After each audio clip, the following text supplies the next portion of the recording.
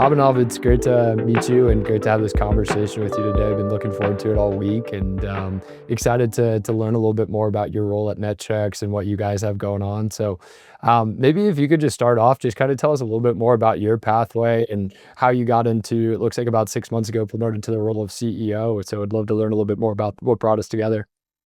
Yeah, absolutely. Well, first of all, let me start out by just thanking you for having me here. Super excited. It's been a really amazing journey for me, specifically at Netcheck. So just rewinding back, I'm an entrepreneur at heart. Spent the last 10 years building startups, one of whom was acquired by SurveyMonkey. The other company is still running in the recruiting space. So about mid 2023, I got introduced to Netchex and then joined them in a role overseeing all of product and engineering. I was there in that role for about 2 years. And then, the longtime founder who'd been there for 20 years had built an amazing business, Will. And for those of you who don't know, Netchex is headquartered out of Louisiana. It's just had this amazing history where the founders, Will and Stuart, they were in the payroll industry and then just decided that they could make a better version for customers. Their focus was really, really on customer service, and so they bootstrapped the company for let's say 17 years or so, and then a private equity partner came in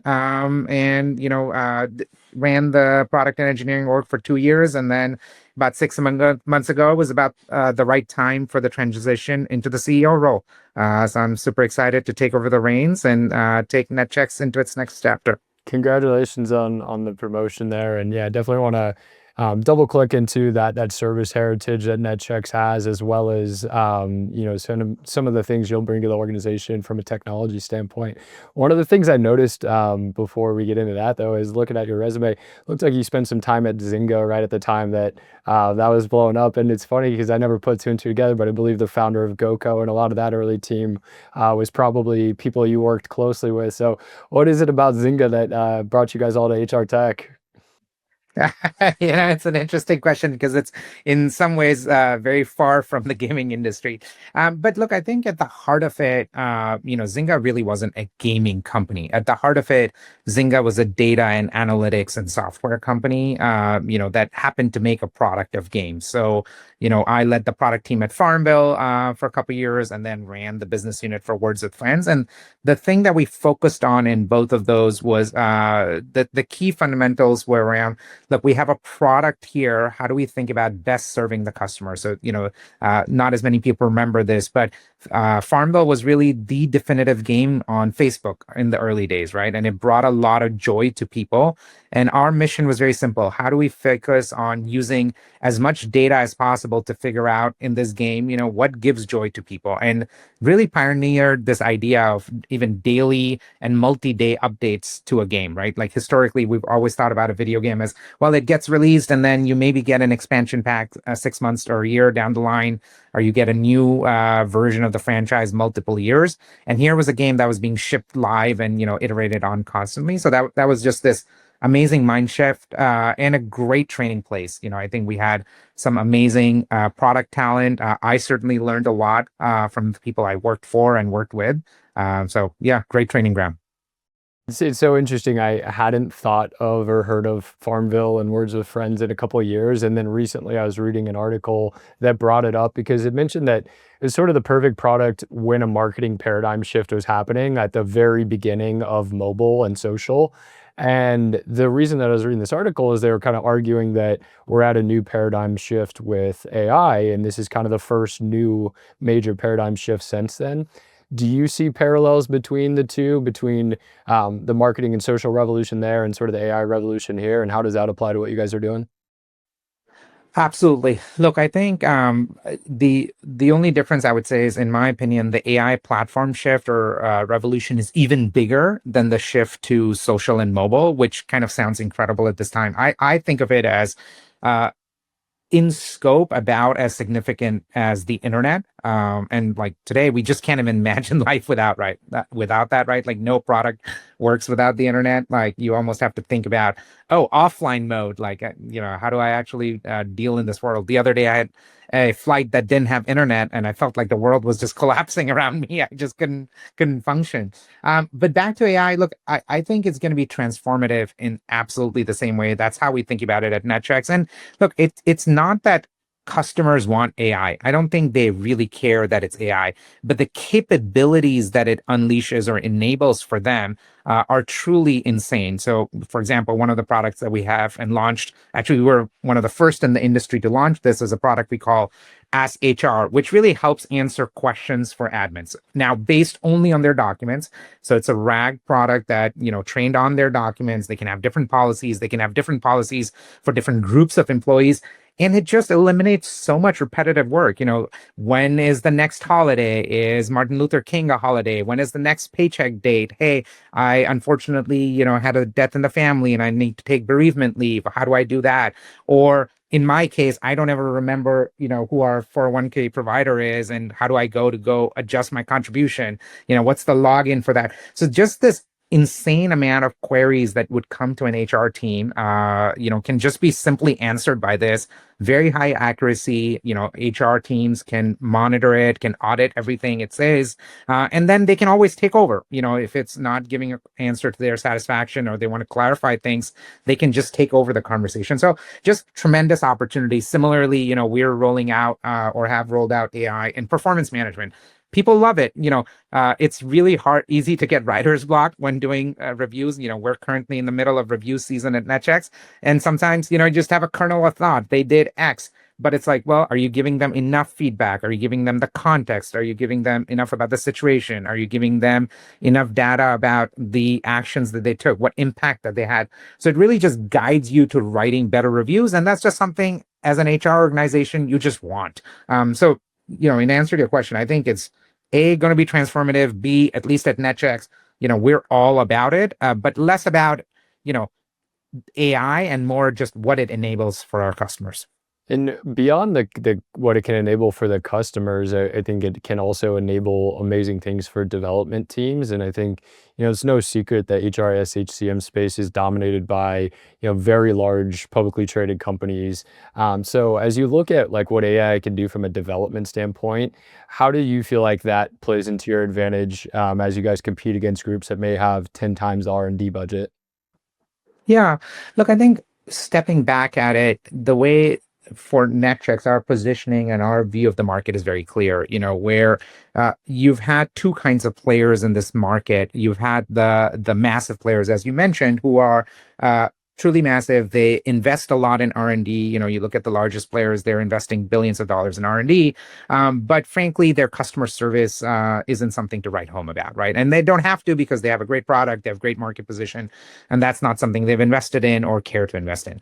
On the other hand, you have some really small players. They can even be non-technology players. You think about payroll bureaus, you think about small companies who might be resellers, you think about people with their own small technology platforms, and they win business because they are fanatical about customer service. They will take care of you as a customer. They will make sure payroll runs on time. They'll make sure you call, people pick up.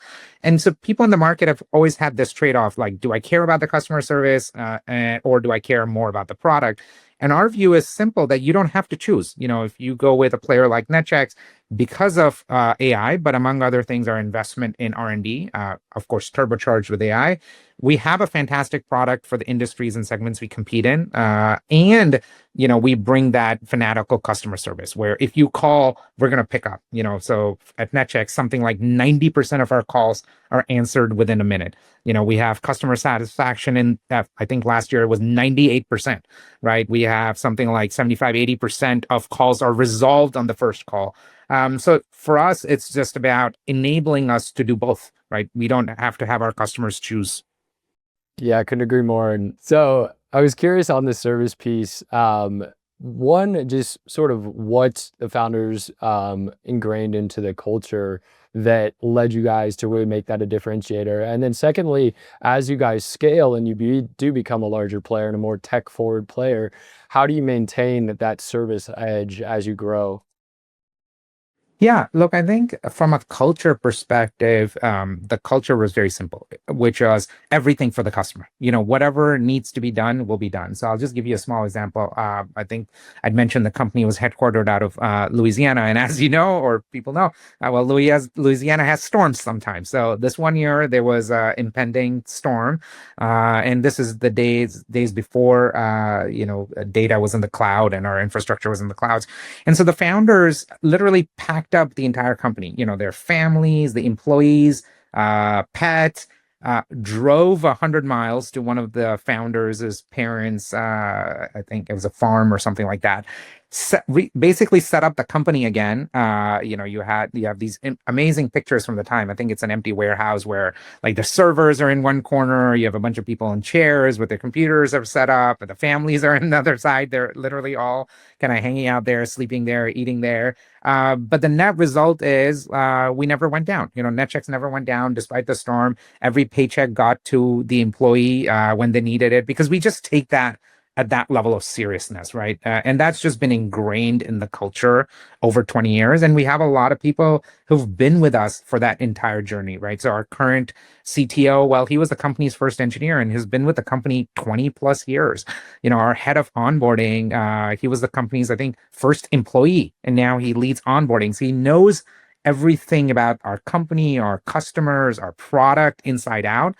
So there's just this deep belief in the culture that we exist to help our clients, right? We exist to make sure that they can run payroll, that their HR works, and that everybody gets paid on time and accurately. When you guys are in a sales process competing against organizations that do have that larger brand clout, what are some of the things that you want buyers to look for, ask about, explore, so they're making an informed decision?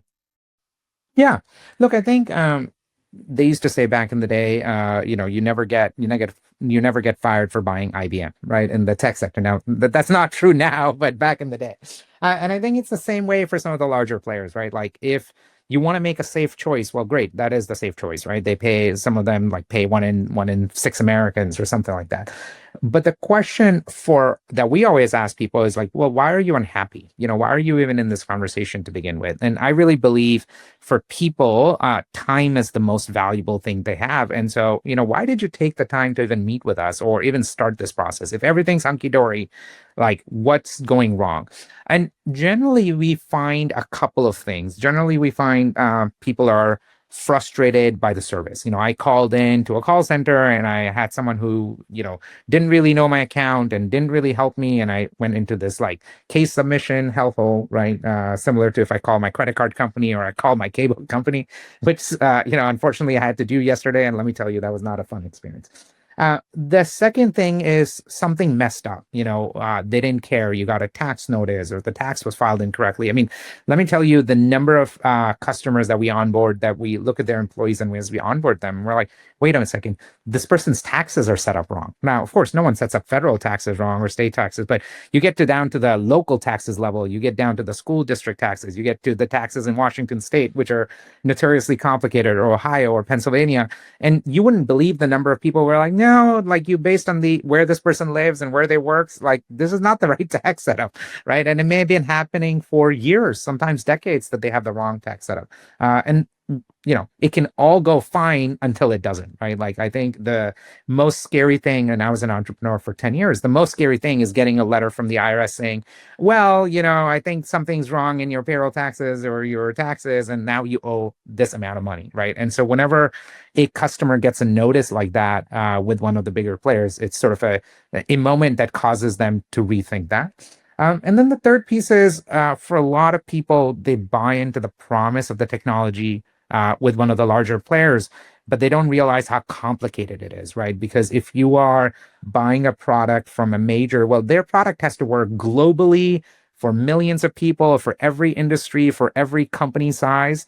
Well, that's very different than it has to work for you. We focus on a segment, very, very focused on kind of hourly workers. So if you think about a restaurant, well, that person, has to really, they're not looking for every single thing on their HRIS on their phone. They really just want to come in and punch in or take a look at their paycheck, or they forgot to punch in and they need to make a punch request, or they have a quick question for their HR person. So you were optimized for, those kinds of businesses and their employees being able to do what they need to do, which is not what you're going to get from a larger player. Yeah, we have a saying, one of my colleagues says it all the time, that people always leave companies for service, but then they buy on aesthetics. And you wish that they would, keep that service mindset top of mind. It's something that we're always trying to coach them on as they go through their evaluations, make sure they really understand that. But as you guys talk to buyers, I know you mentioned earlier that AI is not something that we're just going to force into the product, but we're going to look for opportunities where we see problems that need to be solved and see if AI is the right solution for it. So what are some of the things that we haven't talked about yet that are things that you're seeing bubbling up from customers or potential customers that you guys want to focus on in the coming years? Look, I think from a high level piece, I think the story continues to be one of efficiency. Why do I need to do X? If I'm an administrator, why do I need to do this manual process? Why does it take so much time to do something? Why does importing payroll data or importing time data from the system take so much time? Why do I have to spend so much time manually reviewing it? And so I think our theme is really just around the HRIS or the HCM solution should just do all of that for you. It should still leave you in charge, right? As the payroll admin, as the HR admin, it should still leave you in charge. However, you shouldn't have to do the manual work. It should just do that for you, have it ready and say, okay, look, Abhinav, I've done it for you. Here's what I spotted it as variances or something you may need to look at or make sure that it's correct. And then you can just press a button and go. Right. And so that's kind of our entire philosophy is how do we give the control to the administrator? So we don't ever want to take it away, but take all the manual work out. Yeah, one of the things that you talked about earlier is something we talk to buyers a lot about, which is kind of the push-pull or the trade-offs in the market of you can go with big vendor and they're gonna have the biggest budgets and they can acquire the latest platforms, but you're gonna get big company customer service, not a compliment. And then you get the kind of small boutiques, like you mentioned, the payroll bureaus, and like you said, lovely from a service standpoint, but maybe you're calling them more than you'd like because it's not intuitive or there isn't a great tech platform. And so this Goldilocks solution that Netchex offers, I'd love to just kind of make a stance or kind of a disclaimer to buyers about how you guys are able to meet that technology threshold that companies are looking for, even if you don't have kind of the resourcing that some of the others might. Yeah, I mean, look, I think part of it is just focus, right? We are not, if you have 75% of your workforce outside of the US, well, look, we're not for you, right? Like we have payroll in the US. That's what we focus on. Not everybody else that's a competitor has that luxury, right? Some of them have decided they're going to be doing global payroll. So if you think about that, yes, they have bigger R&D budgets, but that's where their R&D budgets are going. Or, we're not focused on the IT department or the finance department, right? A lot of the players, are chasing some of the latest trends out of Silicon Valley, which is to unify HR and IT and the CFO's work. I think it's fantastic. Don't get me wrong. I think if that works for you, if that's your need as an organization, it's fantastic. But some of our customers, well, they don't really have an IT department, right? They don't really give out laptops or phones to their hotel workers, right? Like, so one of our key segments we compete in is a hotel. Well, guess what personal devices or what kind of technology the average hotel worker has? Well, nothing, right? Like they don't get a company phone, they don't get a company laptop. They're actually on site working, right? And so in that case, what good does it do them that this provider is making a massive investment in IT orchestration? If you talk to them about IT orchestration, you're going to get a blank stare back because it doesn't make sense. Or similarly around the CFO's finance integration, like, do they really care about expense management and the latest and greatest innovations there? Well, not really, because they're not really letting anybody expense anything in these environments, right? Like you think about your typical doctor's office, again, another segment we compete in, or the typical auto dealer. We're incidentally the number one player there. Like, what do there is no expense management that you do.